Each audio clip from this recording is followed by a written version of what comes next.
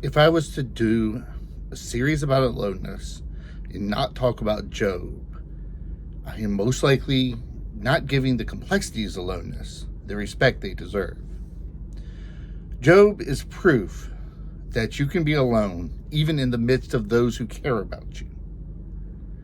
Later, we will see Jesus face the loneliness of not being understood.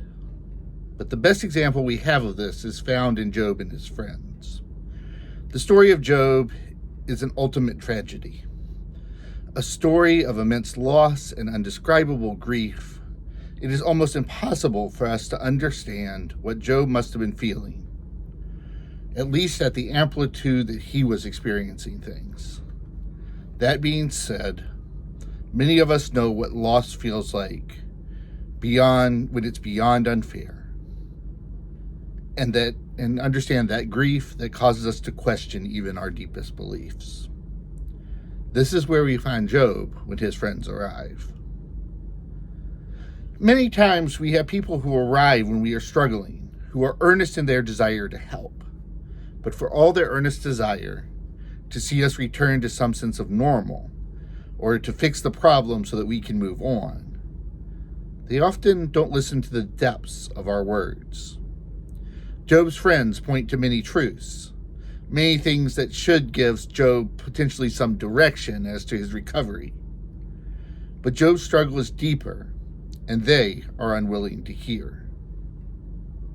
Like Job, we don't often need answers or a quick fix.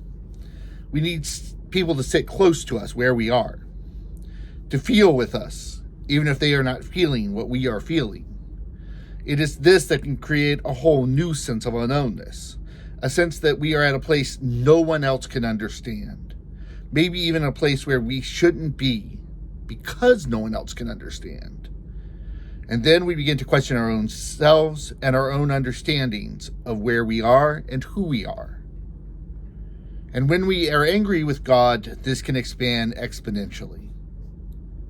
We might already feel that God has betrayed us, and now we are having friends try to fix and justify when we want someone just to sit with us. Job and his friends go back and forth. Their attempts to move him forward while he deepens his questioning of God is something I feel I have experienced, and well, it stinks. It's one thing to be angry with God or feel far from God. Those things are part of the cycle of life. What hurts in those moments is when others want to move you away from them and try to make everything all right, when you are nowhere close to being all right. The feeling of not being understood isn't limited to times of grief or spiritual desolation, though. Many have felt misunderstood because of their issues with their health. I compare it to every time I start over with a new endocrinologist, and recently they looked at my weight and gone, "Are you sure you're a type 1? Yeah, have been my entire life.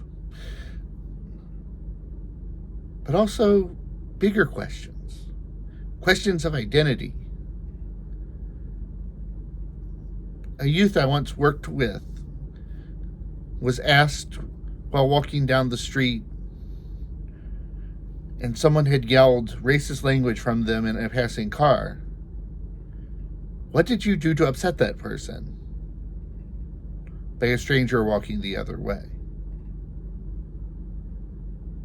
But also just general things that make people feel lesser, or that they aren't free to be fully themselves, or even whenever they find themselves no longer to do the things they once did due to injury or age, or we find ourselves surrounded by those who we do not feel we share any experiences with. All of these things can leave us in places where we feel alone because we are not understood. Regardless of how we find ourselves there, the feeling of not being understood, not being known, and not having our experiences trusted creates a level of dissonance with the world that makes us feel particularly alone. Job knows his life, knows his feelings, knows his experiences, and knows his thoughts in a way no one else can. He does not know the answers. He does not know the why or the how.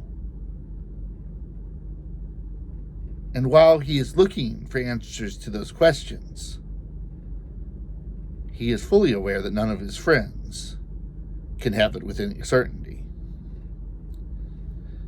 He already has the aloneness of loss, the aloneness of grief, the aloneness of being in the in-between, the aloneness of not understanding things himself. And his friends only add to that feeling of not being understood or respected in his own skin. So what do we have to do in order to sit with someone who is alone and just be there? Shouldn't we try to help them? It's hard to just be with someone in aloneness because we have to take on some of that aloneness ourselves. We have to be willing to be alone in our own answers, in our own fixes, in our own experiences, and not try to form them and fit them to another's life. We must listen fully, both to the words and the experiences of another, and sit and listen for God's still, small voice for ourselves. We must do what we can that another cannot, not to help fix them, but to allow them the time and space to be alone, to make that time and space less isolated from the world and from God's love. It's a hard thing to join in aloneness, as hard as it sounds, if not harder. We are not meant to be alone. So we must be willing to join in aloneness, so that in one's own time, each of us may be able to escape that aloneness with greater understandings of self, of God, and of creation, and a greater connection to those who took the hard road and just chose to sit together in aloneness. Thank you.